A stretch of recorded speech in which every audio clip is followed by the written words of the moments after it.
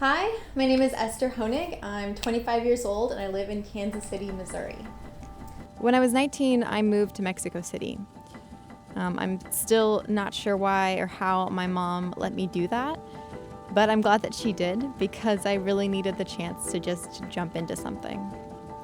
I love Spanish, and I knew that that's what I wanted to study, but I knew that I didn't want to study a foreign language in a U.S. classroom. That just didn't make sense to me.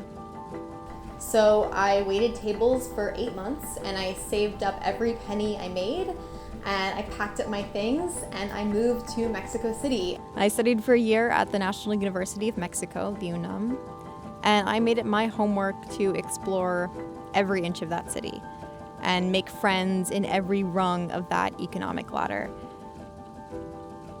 And after a while, I started to notice these really fascinating links where I would leave my class on the Mexican Revolution or economics in Mexico.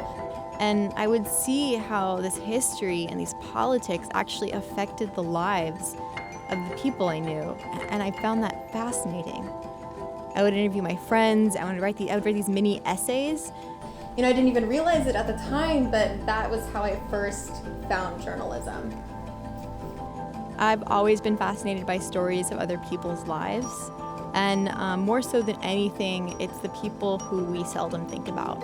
So it's like the grocery clerk or the janitor. I want to know, how did they get there and what is their everyday like? I didn't actually step into the world of journalism until my junior year of college. I had this amazing radio journalist professor, Holly Kernan, and she taught me that as a journalist, I could explore the lives of other people. And I could go to these parts of the city that I didn't have the pretext to visit otherwise. I used audio to document my father after he was diagnosed with Alzheimer's.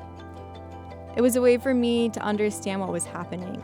And when I finally published a story about him, it taught me a new respect for sitting on the other end of that microphone, to have your personal story shared with the world.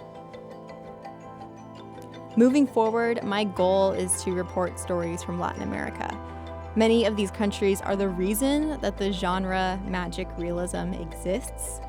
And I want to report on economics and health, but I also want to report on some of those unbelievable stories that I know are taking place there every day. Going to grad school at the CUNY School of Journalism is really a chance for me to take my raw skill set and make it more refined and dynamic.